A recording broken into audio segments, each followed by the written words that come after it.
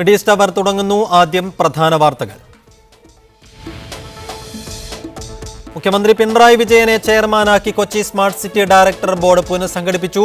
പദ്ധതി പൂർത്തീകരണത്തിന് തടസ്സമാകുന്ന പ്രശ്നങ്ങൾ പരിഹരിക്കാൻ 3-അംഗ സമിതി. തീയതി പ്രഖ്യാപനത്തിന് മുൻപ് 22 പ്രശ്നങ്ങൾ പരിഹരിക്കണമെന്ന് സ്മാർട്ട് സിറ്റി അധികൃതർ. ഖത്തറിൽ പൊതുമാപ്പ് ഉപയോഗപ്പെടുത്തുന്ന മലയാളികളുടെ എണ്ണത്തിൽ കുറവ്. കഴിഞ്ഞയാഴ്ച എത്തിയ 1000 പേരിൽ മലയാളികൾ 100 പേർ മാത്രം. തിരിച്ചടിയാകുന്നത് ഔട്ട് പാസിനായി ഇന്ത്യൻ എംബസി 60 റിയാൽ ഈടാക്കുന്നതും വിമാന ടിക്കറ്റ് നിരക്ക് വർധനയും. ബഹ്റൈൻ ഇന്ത്യൻ സ്കൂളിലെ ഫീസ് വർദ്ധിക്കും. നിരക്ക് വർധനയ്ക്ക് വിദ്യാഭ്യാസ മന്ത്രാലയം അനുമതി. കുവൈത്ത് ഇന്ത്യൻ കമ്മ്യൂണിറ്റി സ്കൂൾ നടത്തിപ്പിൽ ഇന്ത്യൻ എംബസി ഇടപെടില്ലെന്ന് കേന്ദ്രമന്ത്രി വി കെ സിംഗ്. ഈ വർഷത്തെ ഹജ്ജ് കർമ്മങ്ങൾക്ക് മറ്റന്നാൾ തുടക്കമാകും. നാളെ മുതൽ തീർത്ഥാടകർ മിനായിലേക്കെത്തും. അറഫ സംഗമം ഞായറാഴ്ച. ഹജ്ജിനുള്ള ഒരുക്കങ്ങൾ അവസാന ഘട്ടത്തിൽ. വാർത്തകളിലേക്ക് വിശദമായി. കൊച്ചി സ്മാർട്ട് സിറ്റിയുടെ പ്രവർത്തനം പൂർത്തീകരിക്കുന്നതിന് തടസ്സമാകുന്ന പ്രശ്നങ്ങൾ പരിഹരിക്കാൻ 3-അംഗ സമിതിയെ നിയോഗിച്ചു. മുഖ്യമന്ത്രിയുടെ അധ്യക്ഷതയിൽ ചേർന്ന ഡയറക്ടർ ബോർഡ് യോഗത്തിന്റേതാണ് തീരുമാനം. മുഖ്യമന്ത്രി പിണറായി വിജയൻ ചെയർമാനായി Kochi smart city director board പുനഃസംഘടിപ്പിക്കുകയും ചെയ്തു. മുഖ്യമന്ത്രി പിണറായി വിജയന്റെ അധ്യക്ഷതയിൽ ചേർന്ന ഡയറക്ടർ ബോർഡ് യോഗത്തിൽ സ്മാർട്ട് സിറ്റി പദ്ധതി പൂർത്തീകരിക്കുന്ന തീയതി പ്രഖ്യാപിക്കുന്ന കാര്യം ചർച്ചയ്ക്ക് വന്നു. തീയതി പ്രഖ്യാപിക്കുന്നതിന് മുമ്പായി പദ്ധതിയുടെ പ്രവർത്തനത്തിന് തടസ്സമായിരിക്കുന്ന 22 പ്രശ്നങ്ങൾ ആദ്യം പരിഹരിക്കണമെന്ന് സ്മാർട്ട് സിറ്റി അധികൃതർ ആവശ്യപ്പെട്ടു. ഈ പ്രശ്നങ്ങൾ സംബന്ധിച്ച് വ്യത്യസ്ത അഭിപ്രായം ഉയർന്ന സാഹചര്യത്തിലാണ് ഇവ പരിഹരിക്കാൻ 3-അംഗ സമിതിയെ നിയോഗിക്കാൻ തീരുമാനിച്ചത്. സർക്കാർ, സ്മാർട്ട് സിറ്റി, ദുബായ് ടീകോം എന്നിവരുടെ ഓരോ പ്രതിനിധികൾ അടങ്ങുന്നതാണ് സമിതി. പ്രശ്നങ്ങൾ ഈ സമിതി പരിശോധിക്കും. ഇതിൽ സർക്കാർ ചെയ്യേണ്ട കാര്യങ്ങളിൽ അടുത്ത ഡയറക്ടർ ബോർഡ് യോഗത്തിൽ തീരുമാനമുണ്ടാകുമെന്നും സർക്കാർ പ്രതിനിധികൾ അറിയിച്ചു. പദ്ധതിക്കുണ്ടായ കാലതാമസം സ്വാഭാവികമാണെന്നും പദ്ധതി വേഗത്തിൽ പുരോഗമിക്കുകയാണെന്നും വൈസ് ചെയർമാൻ ജാബിർ ബിൻ ഹാഫിസ് മാധ്യമങ്ങളോട് പറഞ്ഞു. Both government are keen to complete this project and we're going to complete it. We need to ensure that before or by 2020 the final shape of that project is completed. മുഖ്യമന്ത്രി പിണറായി വിജയനെ ചെയർമാനാക്കി പുനഃസംഘടിപ്പിച്ച ബോർഡിൽ MA Yusuf Ali പ്രത്യേക ക്ഷണിതമായി തുടരും. Media 1 Thiruvananthapuram. കുവൈത്തിൽ taxi കാബുകളുടെ metre പുതുക്കാൻ ആഭ്യന്തര മന്ത്രാലയം 1 മാസം സമയം അനുവദിച്ചു. ആഭ്യന്തരമന്ത്രി ഷെയ്ഖ് മുഹമ്മദ് അൽ ഖാലിദ് അസ്സബാഹാണ് ഇത് സംബന്ധിച്ച് ഉത്തരവ് പുറപ്പെടുവിച്ചത്. കഴിഞ്ഞ ദിവസങ്ങളിൽ മീറ്ററിൽ താരിഫ് പുതുക്കാത്തതിന്റെ പേരിൽ ടാക്സി ഡ്രൈവർമാരുടെ മേൽ ചുമത്തിയ പിഴ റദ്ദാക്കുമെന്നും മന്ത്രാലയം അറിയിച്ചു. ടാക്സി നിരക്ക് വർദ്ധിപ്പിച്ചതിന് പിന്നാലെ ആഭ്യന്തര മന്ത്രാലയം വാഹന പരിശോധന ശക്തമാക്കിയിരുന്നു. മീറ്റർ അപ്ഡേറ്റിംഗ് ഏജൻസികളിലെ തിരക്ക് കാരണം നിരക്ക് പുതുക്കാൻ പലർക്കും സാധിച്ചിരുന്നില്ല. പഴയ നിരക്കിലോടുന്ന ടാക്സികൾ ട്രാഫിക് പോലീസ് പിടിച്ചെടുക്കാൻ തുടങ്ങിയതോടെ മലയാളികൾ ഉൾപ്പെടെയുള്ള ഡ്രൈവർമാർ ദുരിതത്തിലായി. ഷുവേഖിലെ മീറ്റർ അപ്ഡേറ്റിംഗ് ഏജൻസിക്ക് മുന്നിൽ ബുധനാഴ്ച ഡ്രൈവർമാർ ബഹളം വച്ചിരുന്നു. പോലീസ് എത്തിയാണ് രംഗം ശാന്തമാക്കിയത്. താരിഫ് പുതുക്കാൻ സമയം നീട്ടി നൽകണമെന്നാവശ്യപ്പെട്ട് ടാക്സി കമ്പനി പ്രതിനിധികൾ കഴിഞ്ഞ ദിവസം ആഭ്യന്തരമന്ത്രിയെ കണ്ടിരുന്നു. ഇതേ തുടർന്നാണ് 1 മാസത്തെ ഇളവ് അനുവദിച്ചത്. നിലവിൽ 3 ഏജൻസികൾക്ക് മാത്രമാണ് ടാക്സി മീറ്റർ അപ്ഡേറ്റ് ചെയ്യാൻ ആഭ്യന്തര മന്ത്രാലയത്തിന്റെ അനുമതിയുള്ളത്. വിദേശ നിർമ്മിത മീറ്ററുകളിൽ പുതിയ നിരക്കുകൾ ചേർക്കാൻ കൂടുതൽ ജീവനക്കാരില്ലാത്തതാണ് പല ഏജൻസികളുടെയും പ്രശ്നം. 18,000 ടാക്സികളാണ് രാജ്യത്തുള്ളത്. 2,000-ഓളം മലയാളികൾ ടാക്സി ഡ്രൈവർമാരായി ജോലി ചെയ്യുന്നുണ്ട്. Media 1 Kuwait city. ഖത്തറിൽ പ്രഖ്യാപിച്ച പൊതുമാപ്പ് ഉപയോഗപ്പെടുത്തുന്നവരിൽ മലയാളികളുടെ എണ്ണം കുറവാണെന്ന് സന്നദ്ധ പ്രവർത്തകർ. ഒരാഴ്ചയ്ക്കകം 1000-ഓളം പേർ ആഭ്യന്തര മന്ത്രാലയത്തിനു കീഴിലെ സെർച്ച് ആൻഡ് ഫോളോ അപ്പ് വിഭാഗത്തിലെത്തിയപ്പോൾ 100-ൽ താഴെയാണ് മലയാളികളുടെ എണ്ണം. രാജ്യത്തെ അനധികൃത താമസക്കാർക്ക് ശിക്ഷയോ പിഴയോ കൂടാതെ നാടുകളിലേക്കെത്താനുള്ള അവസരമൊരുക്കി ഖത്തർ പ്രഖ്യാപിച്ച പൊതുമാപ്പിന്റെ ആദ്യ ദിവസങ്ങളിൽ 1000-ലധികം പ്രവാസികളാണ് സെർച്ച് ആൻഡ് ഫോളോ അപ്പ് വിഭാഗത്തെ സമീപിച്ചത്. ഇവർക്ക് വേണ്ട രേഖകൾ വേഗത്തിൽ ശരിപ്പെടുത്തി നൽകാനും അധികൃതർക്കായിട്ടുണ്ട്. മലയാളി സംഘടനകളടക്കമുള്ള സന്നദ്ധ സംഘങ്ങളും ഹെൽപ്പ് ഡെസ്കുകളുമായി രംഗത്തുണ്ട്. എന്നാൽ ഇതിനകം പൊതുമാപ്പ് പ്രയോജനപ്പെടുത്തിയ മലയാളികളുടെ എണ്ണം വളരെ കുറവാണെന്നാണ് ഇവർ സാക്ഷ്യപ്പെടുത്തുന്നത്. ശരാശരി 100-100 ചില്ലാനോ ആളുകളാണ് ഡെയിലി അവിടെ വന്നുകൊണ്ടിരിക്കുന്നത്. അതിൽ 10-15 ആളുകൾ മാത്രമേ മലയാളികൾ ഉണ്ടാവുന്നുള്ളൂ. ഒരു ശതമാനക്കണക്കാണ്, കൃത്യമായ കണക്കല്ല പറയുന്നത്. 10-15 ആളുകൾ മാത്രമേ മലയാളികൾ വരുന്നുള്ളൂ. ഔട്ട് ഓഫ് 100-ൽ 15 എന്ന് പറയുമ്പോൾ ഒരു 15% പോലും ആകുന്നില്ല. ശരിക്കും എനിക്ക് തോന്നുന്നില്ല മലയാളികൾ കുറേ കൂടി ഈ ചാടിപ്പോയ സ്പോൺസർമാരുടെ അടുത്ത് ചാടിപ്പോയ ഒരുപാട് മലയാളികൾ ഇവിടെ ഉണ്ട് എന്നാണ് എൻ്റെ അറിവ്. പൊതുമാപ്പ് പ്രയോജനപ്പെടുത്തുന്നവർക്ക് ആവശ്യമായ നിർദ്ദേശങ്ങൾ നൽകാനായി മലയാളം ഉൾപ്പെടെയുള്ള ഭാഷകളിൽ ദ്വിഭാഷികളെയും അധികൃതർ ഏർപ്പെടുത്തിയിട്ടുണ്ട്. നിയമക്കുരുക്കിൽപ്പെടാതെ രാജ്യം വിടാനുള്ള അവസരം എളുപ്പമാക്കാനായി ഖത്തർ ആഭ്യന്തര മന്ത്രാലയം അധികൃതർ നിരവധി സൗകര്യങ്ങൾ ചെയ്തു കൊടുക്കുമ്പോഴും ഔട്ട് പാസിനായി ഇന്ത്യൻ എംബസിയെ സമീപിക്കുന്നവരിൽ നിന്ന് 60 റിയാൽ ഈടാക്കുന്നത് തുടരുകയാണ്. ഇതിനു പുറമെ താങ്ങാനാവാത്ത വിമാന ടിക്കറ്റ് നിരക്കും നാടണയാൻ കൊതിക്കുന്ന പ്രവാസിക്ക് തിരിച്ചടിയായി. Mujeeb Rahman, media 1, Doha.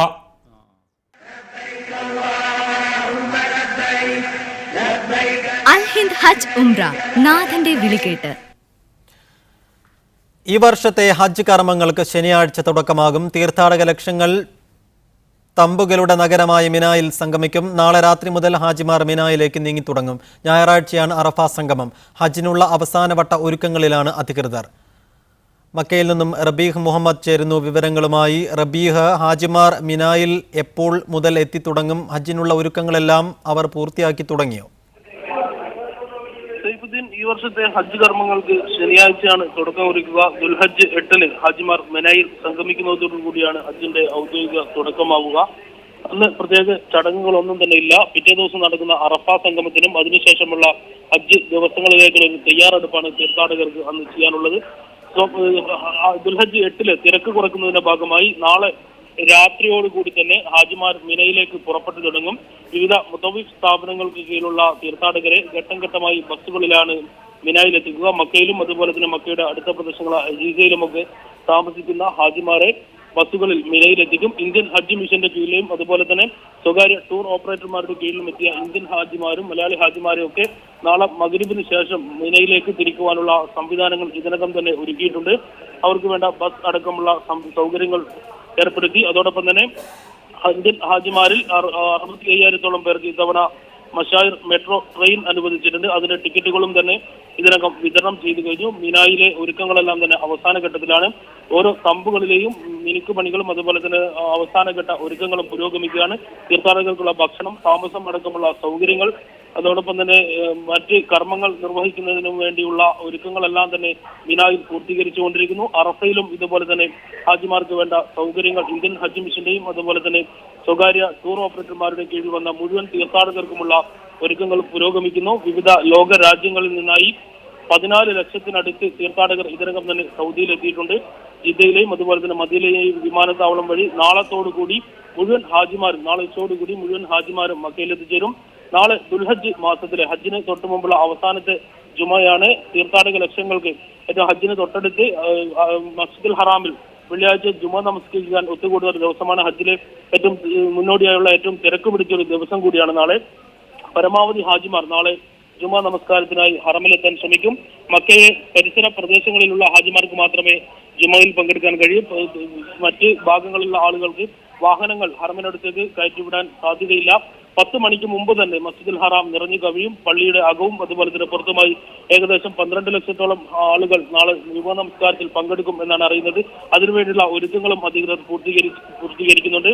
ഹറമിൻ കനത്ത ചൂടാണ് മക്കയിലും അതുപോലെ തന്നെ മറ്റ് ഹജ്ജ് ചടങ്ങുകൾ നടക്കുന്ന അറഫയിലും മിനയിലും എല്ലാം അനുഭവപ്പെടുന്നത്.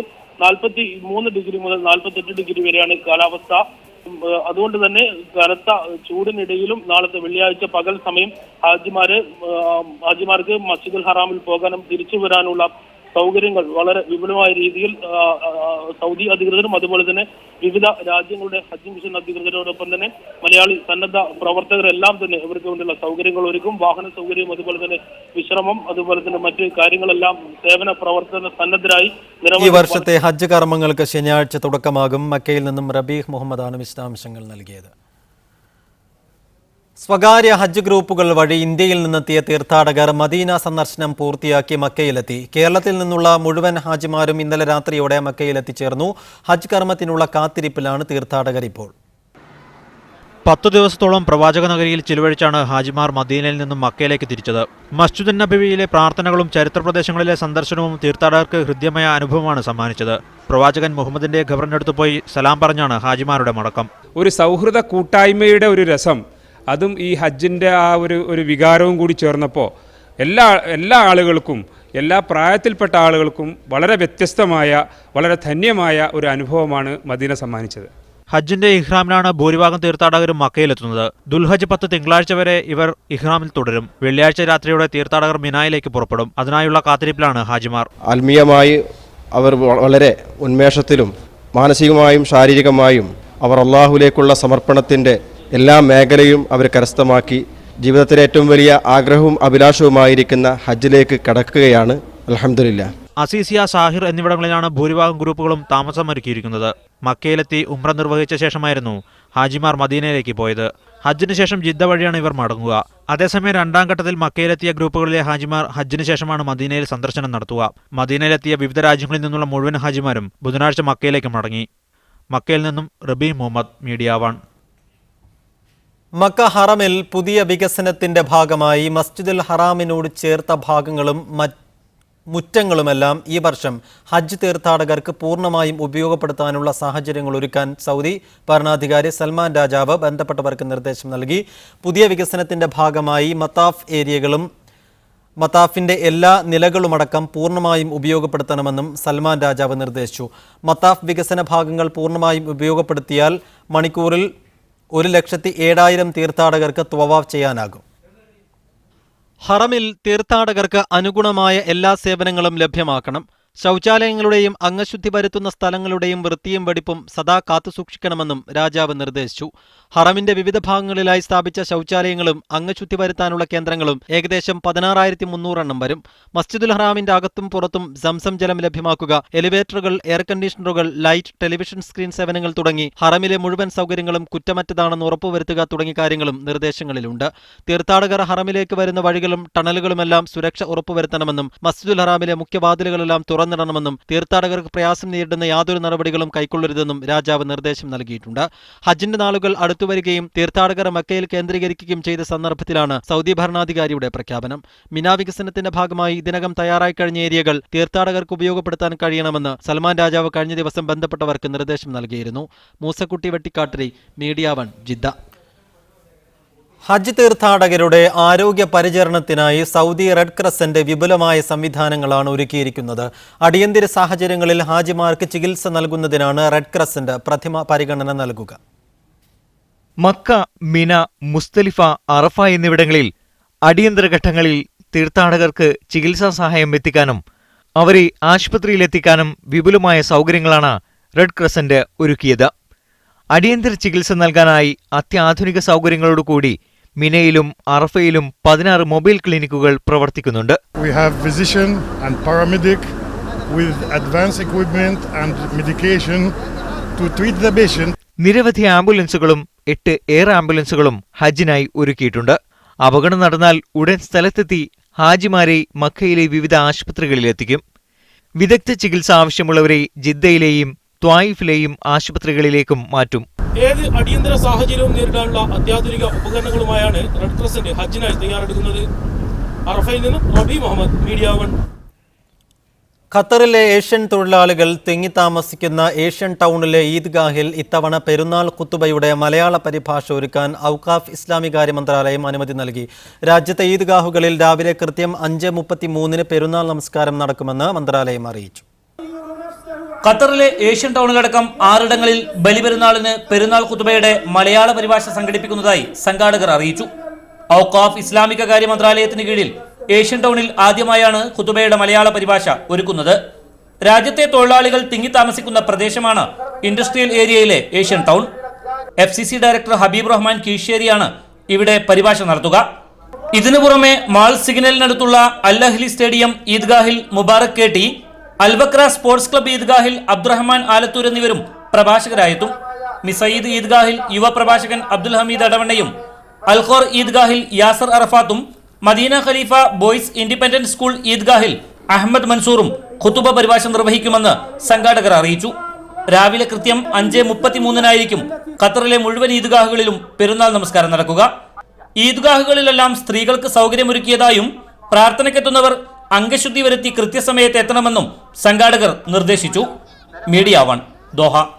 കുവൈറ്റിലെ ഇന്ത്യൻ കമ്മ്യൂണിറ്റി സ്കൂൾ നടത്തിപ്പിന് ഇന്ത്യൻ എംബസി ഇടപെടില്ലെന്ന് കേന്ദ്ര വിദേശകാര്യ സഹമന്ത്രി ജനറൽ VK സിംഗ് ബുധനാഴ്ച കുവൈത്തിലെ ഇന്ത്യൻ എംബസിയിൽ നടന്ന വാർത്താ സമ്മേളനത്തിൽ മാധ്യമപ്രവർത്തകർ വിഷയം ശ്രദ്ധയിൽപ്പെടുത്തിയപ്പോഴാണ് കേന്ദ്രമന്ത്രി നിലപാട് വ്യക്തമാക്കിയത്. ഇന്ത്യൻ കമ്മ്യൂണിറ്റി സ്കൂൾ വിഷയത്തിൽ കേന്ദ്ര സർക്കാരിന്റെ ഇടപെടലുണ്ടാകുമെന്ന പ്രവാസി സംഘടനകളുടെ പ്രതീക്ഷയാണ് വിദേശകാര്യ സഹമന്ത്രിയുടെ പ്രസ്താവനയോടെ അസ്ഥാനത്തായത്. Indian community school is a school of the Indian community. It does not belong to the government of India. It does not belong to the embassy, and therefore it has to be run by the community. Don't involve the embassy into it.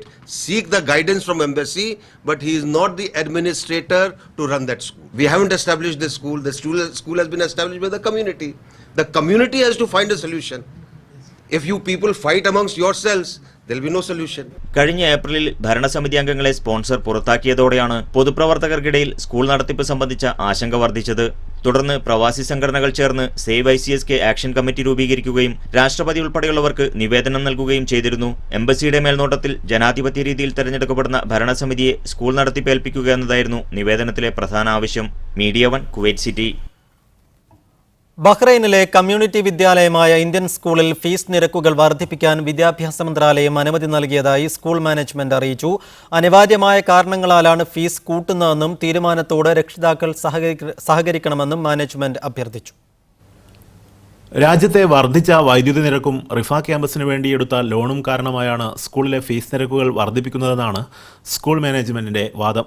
Fees വർധനവിന് വിദ്യാഭ്യാസ മന്ത്രാലയത്തിന്റെ അനുവാദം ലഭിച്ചതോടെ വിവിധ ക്ലാസുകളിലെ വിദ്യാർത്ഥികൾ ഇനി മുതൽ വർദ്ധിപ്പിച്ച fees അടക്കേണ്ടി വരും. 5 ദിനാർ വരെ ഫീസ് വർദ്ധിപ്പിക്കാനുള്ള അംഗീകാരം മന്ത്രാലയം തന്നിട്ടുണ്ടെങ്കിലും രക്ഷിതാക്കളുടെ ബുദ്ധിമുട്ട് പരിഗണിച്ച് പരമാവധി 2.5 ദിനാർ വരെ ഫീസ് വർദ്ധിപ്പിക്കുന്നുള്ളൂ എന്നാണ് മാനേജ്മെന്റിന്റെ ഭാഷ്യം. ഇനി മുതൽ വാഹന നിരക്കിലും 1 ദിനാറിന്റെ വർധനവുണ്ടാകും. സ്കൂളിലെ പഠന നിലവാരം ഉയർത്തുന്നതിനും മെച്ചപ്പെട്ട വിദ്യാഭ്യാസം നൽകുന്നതിനും പരിശ്രമിക്കുന്ന ഭരണസമിതിക്ക് ഫീസ് വർധനയുടെ കാര്യത്തിൽ പിന്തുണ നൽകണമെന്നാണ് രക്ഷിതാക്കളോട് മാനേജ്മെന്റ് ആവശ്യപ്പെടുന്നത്. Siraj Pallikkara, media 1, Bahrain. ഓണവും ബലിപെരുന്നാളും നാട്ടിൽ ആഘോഷിക്കാൻ ഒരുങ്ങുന്ന പ്രവാസികൾക്ക് ഇരുട്ടടി നൽകി വിമാന കമ്പനികൾ. ഓണം പെരുന്നാൾ സീസണിൽ വിമാനയാത്രാ നിരക്ക് 3-4 ഇരട്ടി വർദ്ധിപ്പിച്ചാണ് വിമാന കമ്പനികൾ പ്രവാസികളെ ബുദ്ധിമുട്ടിക്കുന്നത്. യാത്രാക്കൂലി വർധനവിനൊപ്പം ടിക്കറ്റ് ലഭ്യമല്ലാത്തതും പ്രവാസികൾക്ക് തിരിച്ചടിയായി. ഓണവും പെരുന്നാളുമൊക്കെ ആഘോഷിക്കാൻ നാട്ടിലേക്ക് വിമാനം കയറാനിരുന്ന പ്രവാസികൾ ടിക്കറ്റ് നിരക്കിലെ വൻ വർധന കണ്ട് മടിച്ചു നിൽക്കുകയാണ്. പലരും യാത്ര തന്നെ ഉപേക്ഷിച്ചു. ദുബായിൽ നിന്നും കേരളത്തിലേക്ക് ബലിപെരുന്നാളിന് തൊട്ടു മുൻപുള്ള ദിവസങ്ങളിൽ 42,000 രൂപ വരെയാണ് യാത്രാക്കൂലി, സാധാരണ നിരക്കിന്റെ 4 ഇരട്ടി. ഇതേ ദിവസങ്ങളിൽ മസ്കറ്റ്, ദോഹ, കുവൈറ്റ്, റിയാദ് എന്നിവിടങ്ങളിൽ നിന്നുമുള്ള യാത്രാ നിരക്കിലും ഇതേ വർധനയുണ്ട്. ഒരു ഫെയർ ഒരു 1.5 ലക്ഷം രൂപ ഒരു ഫാമിലിക്ക് വരും. ഇതൊക്കെ നമ്മളിപ്പോൾ പറയുന്നത് 1 വേ ഫെയർ ആണ്. റിട്ടേണും കൂടി ആകുമ്പോഴാണെങ്കിൽ അതിലും കൂടും. കേരളത്തിൽ നിന്ന് ഗൾഫിലേക്കുള്ള ടിക്കറ്റ് നിരക്കിൽ നിലവിൽ വർധനയില്ല. എന്നാൽ ഓണം കഴിഞ്ഞ് സെപ്റ്റംബർ 15 മുതൽ നാട്ടിൽ നിന്ന് മടങ്ങുന്നവർ ഉയർന്ന യാത്രാക്കൂലി നൽകേണ്ടി വരും. മാസങ്ങൾക്ക് മുൻപേ ടിക്കറ്റ് എടുത്തവർ മാത്രമാണ് നിരക്ക് വർധനയിൽ നിന്ന് രക്ഷപ്പെട്ടത്. മീഡിയ 1 കോഴിക്കോട്. മിഡിസ്റ്റ് അവർ തുടരുന്നു. അബുദാബിയിൽ പ്രവാസികളെയും കമ്മ്യൂണിറ്റി പോലീസ് ഓഫീസർമാരായി നിയമിക്കുന്ന നമ്മളെല്ലാം പോലീസ് പദ്ധതിക്ക് തുടക്കമായി. തെരഞ്ഞെടുക്കപ്പെടുന്ന സന്നദ്ധ പ്രവർത്തകരെയാണ് കമ്മ്യൂണിറ്റി പോലീസായി നിയമിക്കുക. തെരഞ്ഞെടുക്കപ്പെടുന്നവർക്ക് പോലീസ് പരിശീലനം നൽകും. അബുദാബിയിൽ താമസിക്കുന്ന എല്ലാ പ്രവാസികൾക്കും ഇതിലേക്ക് അപേക്ഷിക്കാം. www.vrallpolice.ae എന്ന വെബ്സൈറ്റിലൂടെ ഓൺലൈൻ വഴിയാണ് അപേക്ഷ നൽകേണ്ടത്. ജപ്പാനിലെ ടോക്കിയോ നഗരത്തിൽ നടപ്പാക്കി വിജയിച്ച കമ്മ്യൂണിറ്റി പോലീസ് മാതൃകയാണ് അബുദാബിയിലും നടപ്പാക്കുന്നത്. Abu Dhabi national exhibition centre executive council അംഗവും അബുദാബി പോലീസ് കമാൻഡർ ഇൻ ചീഫുമായ major general Mohammed Khalfan Al റുമൈത്തിയാണ് പദ്ധതി ഉദ്ഘാടനം ചെയ്തത്. സാമൂഹിക സുരക്ഷ വർദ്ധിപ്പിക്കുകയും കുറ്റകൃത്യം കുറയ്ക്കുകയുമാണ് പദ്ധതിയുടെ ലക്ഷ്യമെന്ന് അദ്ദേഹം പറഞ്ഞു. അബുദാബിയിൽ വർഷം തോറും 7% ജനസംഖ്യ വർദ്ധിക്കുന്നത്. 200-ലധികം രാജ്യത്തെ ജനങ്ങൾ എമിറേറ്റിലുണ്ട്. ഈ സമൂഹങ്ങളുമായി പോലീസിന്റെ ബന്ധം വർദ്ധിപ്പിക്കാൻ കൂടി പദ്ധതി ലക്ഷ്യമിടുന്നു. 2021 കമ്മ്യൂണിറ്റി പോലീസ് ഓഫീസർമാരടക്കം 47,500 പോലീസുകാരുടെ സാന്നിധ്യം അബുദാബിയിലുണ്ടാകും. ഇത് കൈവരിച്ചാൽ 58 വ്യക്തികൾക്ക് ഒരു പോലീസ് ഓഫീസർ എന്ന അനുപാതത്തിൽ പോലീസ് സുരക്ഷ വർദ്ധിപ്പിക്കാനാകുമെന്നാണ് കണക്കുകൂട്ടൽ. Media 1 Abu Dhabi. മെഡിക്കൽ എമർജൻസി വിഭാഗം, സെൻട്രൽ ബ്ലഡ് ബാങ്ക് എന്നിവ പെരുന്നാൾ അവധി ദിവസങ്ങളിലും പ്രവർത്തിക്കുമെന്ന് കുവൈത്ത് ആരോഗ്യ മന്ത്രാലയം അറിയിച്ചു. 6 ഗവർണറേറ്റുകളിൽ 69 കേന്ദ്രങ്ങളിലായാണ് സേവനം ലഭിക്കുക. വിദൂരങ്ങളിൽ നിന്ന് അടിയന്തരമായി ആശുപത്രികളിൽ എത്തിക്കേണ്ടവർക്കായി മെഡിക്കൽ എയർ സർവീസും തയ്യാറായിരിക്കുമെന്ന് കുവൈത്ത് ആരോഗ്യ മന്ത്രാലയം assistant under secretary doctor Jamal Al Harabi അറിയിച്ചു. പ്രവാസത്തിന് താൽക്കാലിക അവധി നൽകി പഠനം തുടർന്ന മലയാളി വനിതയ്ക്ക് എഞ്ചിനീയറിംഗ് ബിരുദാനന്തര ബിരുദ പരീക്ഷയിൽ 2ാം റാങ്ക്. കൊച്ചിൻ ശാസ്ത്ര സാങ്കേതിക സർവകലാശാല കുസാറ്റിന്റെ എംടെക് കമ്പ്യൂട്ടർ സയൻസ് പരീക്ഷയിലാണ് തിരുവനന്തപുരം കടക്കൂട്ടം സ്വദേശിനി ഫെമിന റിയാസ് 2ാം റാങ്ക് കരസ്ഥമാക്കിയത്. Specialisation in cyber forensic and information security എന്ന വിഭാഗത്തിലാണ് റാങ്ക്. ബിരുദത്തിനു ശേഷം പ്രവാസ ജീവിതം തുടർന്ന ഫെമിന 3 വർഷത്തെ ഇടവേളയ്ക്ക് ശേഷമാണ് പഠനം പുനരാരംഭിച്ചത്. ദമാമിൽ സ്വകാര്യ കമ്പനിയിൽ സെയിൽസ് വിഭാഗത്തിൽ ജോലി ചെയ്യുന്ന കൊല്ലം നിലമേൽ സ്വദേശി റിയാസിന്റെ ഭാര്യയാണ്. വ്യവസായ വകുപ്പിൽ മുൻ ജീവനക്കാരനായിരുന്ന മുഹമ്മദ് ബഷീറിന്റെയും തിരുവനന്തപുരം സിറ്റി VHSC പ്രഥമാധ്യാപിക സലീനയുടെയും മകളാണ്. കരുനാഗപ്പള്ളിയിലെ IHRD എഞ്ചിനീയറിംഗ് കോളേജിൽ നിന്നാണ് ഉന്നത വിജയത്തോടെ 2011 ബിരുദ പഠനം പൂർത്തിയാക്കിയത്. 2011 പാസ് ഔട്ടായി. അന്ന് ശരിക്കും സെക്കൻഡ് റാങ്കിനുള്ള മാർക്ക് ഉണ്ടായിരുന്നു. പക്ഷേ അന്ന് ഇമ്പ്രൂവ്മെൻറ്റ് എക്സാം എഴുതിയതിൻ്റെ പേരിൽ അന്ന് എനിക്ക് റാങ്ക് ലഭിക്കാതിരുന്നു. അപ്പോൾ അന്നൊരു ശരിക്കും ഒരു വാശി ഉണ്ടായിരുന്നു, PG ചെയ്യണം. ഭർത്താവിനും 4 വയസ്സുകാരനായ മകൻ ഫായിസ് മുഹമ്മദിനുമൊപ്പം പ്രവാസ ജീവിതം തുടർന്നുകൊണ്ട് തന്നെ തൊഴിൽ മേഖലയിലേക്ക് തിരിയാൻ തയ്യാറെടുക്കുകയാണ് ഈ കുടുംബിനി. Media 1 Dammam. അബുദാബിയിൽ ഭിന്നശേഷിക്കാർക്ക് സംവരണം ചെയ്ത പാർക്കിംഗ് ഇടങ്ങൾ ദുരുപയോഗം ചെയ്യുന്ന വാഹന ഉടമകൾക്ക് 1000 ദിർഹം പിഴ വിധിക്കും. അവരുടെ വാഹനം പിടിച്ചെടുക്കുമെന്നും അബുദാബി നഗരസഭാ ഗതാഗത വകുപ്പ് അറിയിച്ചു. ഭിന്നശേഷിക്കാരുടെ വാഹനങ്ങൾ നിർത്തിയിടാൻ പ്രത്യേകം പാർക്കിംഗ് സ്ഥലങ്ങൾ അടയാളപ്പെടുത്തിയിട്ടുണ്ട്. അവർക്ക് അവിടെ ദീർഘസമയം സൗജന്യമായി വാഹനം നിർത്തിയിടാം. ഡ്രൈവറെ നിയമിച്ച വാഹനം ഉപയോഗിക്കുന്ന ഭിന്നശേഷിക്കാർക്കും ഈ പാർക്കിംഗ് ഇടങ്ങൾ ഉപയോഗിക്കാം. എന്നാൽ അത്തരം സന്ദർഭങ്ങളിൽ കൂടുതൽ സമയം പാർക്ക് ചെയ്യരുതെന്നും അധികൃതർ നിർദ്ദേശിച്ചു. IMI ഒരുക്കുന്ന സലാല ഈദ്ഗാഹ് ദോഫാർ ക്ലബ് ഗ്രൗണ്ടിൽ നടക്കും. രാവിലെ 7:30 ആരംഭിക്കുന്ന ഈദ് നമസ്കാരത്തിന് K. ഷൗക്കത്ത് അലി മാസ്റ്റർ നേതൃത്വം നൽകും. ഈദ്ഗാഹിന്റെ ഒരുക്കങ്ങൾ നടന്നുവരുന്നതായി കൺവീനർ KJ സമീർ അറിയിച്ചു. ഈദുൽ അദ്ഹയോടനുബന്ധിച്ച് ഖത്തറിൽ മീഡിയ പ്ലസ് പ്രസിദ്ധീകരിച്ച പെരുന്നാൾ നിലാവിന്റെ പ്രകാശനം ദോഹയിലെ ഫ്രണ്ട്സ് കൾച്ചറൽ സെന്ററിൽ വെച്ച് നടന്നു. പ്രമുഖ വ്യക്തിത്വങ്ങളുടെ സാന്നിധ്യത്തിൽ Orchid International managing director Abdul ഗഫാറിന് ആദ്യ പ്രതി നൽകി. Bradma group executive director Muhammad ഹാഫിസാണ് പ്രകാശനം നിർവഹിച്ചത്. FCC executive director Habeebur Rahman Kizhsheri മുഖ്യപ്രഭാഷണം നടത്തി. UAEയിലെ ഉമ്മുൽ ഖുബൈനിൽ നിന്ന് മത്സ്യബന്ധനത്തിന് പോകവെ ഇറാൻ തീരദേശ സേനയുടെ പിടിയിലായ ഇന്ത്യക്കാരടക്കമുള്ളവർ മോചിതരായി. ഒരു UAE സ്വദേശിയും 3 ഇന്ത്യക്കാരുമാണ് മോചിതരായത്. കഴിഞ്ഞ മാസം 10-നാണ് ഇവർ പിടിയിലായത്. സമുദ്രാതിർത്തി ലംഘിച്ചുവെന്നാരോപിച്ചാണ് ഇവരെ ജയിലിൽ അടച്ചത്. എന്നാൽ അതിർത്തി ലംഘിച്ചിട്ടില്ലെന്നിവർ പറയുന്നു. കോടതി ഇവർക്ക് 4 മാസം ശിക്ഷ വിധിച്ചു. ഇതിനിടെ സ്വദേശിയെ മോചിപ്പിക്കാൻ UAE നടത്തിയ ശ്രമമാണ് ഇവരുടെ മോചനം സാധ്യമാക്കിയത്. ഇന്ന് രാവിലെ റൺവേയിലൂടെ ഓടുന്നതിനിടയിൽ ചിറകുകൾ കൂട്ടിയിടിച്ചതിനെ തുടർന്ന് തെഹ്റാനിൽ നിന്ന് മസ്കത്തിലേക്കുള്ള ഒമാൻ എയർ വിമാനം വൈകി. ഒമാൻ എയറിന്റെ WY737 ബോയിംഗ് വിമാനം മഹൻ എയർ കമ്പനിയുടെ എയർബസ് 310 വിമാനത്തിന്റെ ചിറകുമായാണ് കൂട്ടിയിടിച്ചത്. സംഭവത്തിൽ ആർക്കും പരിക്കുകളൊന്നുമില്ല. ഒമാൻ എഞ്ചിനീയറിംഗ് വിഭാഗം പരിശോധനയ്ക്ക് ശേഷം വിമാനം മസ്കത്തിലേക്ക് പറക്കുമെന്നും യാത്രക്കാർക്ക് ഒമാൻ ബദൽ സൗകര്യം ഏർപ്പെടുത്തിയതായും ഒമാൻ എയർ അറിയിച്ചു.